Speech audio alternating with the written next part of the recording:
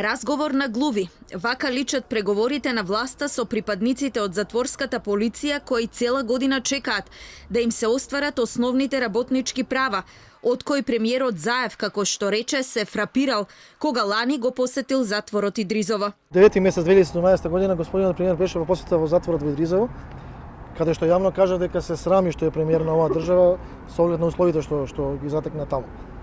Тоа се однесуваше за осудените лица. Јас би се надоврзал и би прашал во врска со оваа фрапираност од сите нив. Како не се фрапираат со тоа што нашата основица е 13.000 денара плата, а работиме со категорија на луѓе, знаеме сите какви. Како не се фрапираат дека не плаќаат нити прековремена работа, нити вработуваат луѓе. Како не се фрапирани колегиве што идат, што се пензионираат и ден денеска на неправилен начин.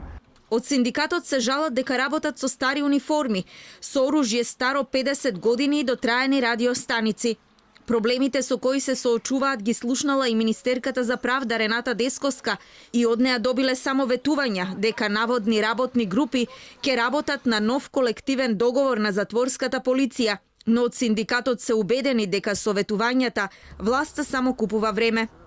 Доколку и понатаму останат глуви на барањата на затворската полиција, протестите кои почнаа денеска ќе ги радикализираат со блокирање на крстосницата пред влада, во наредните денови со блокирање на сите останати крстосници од централното градско подрачје.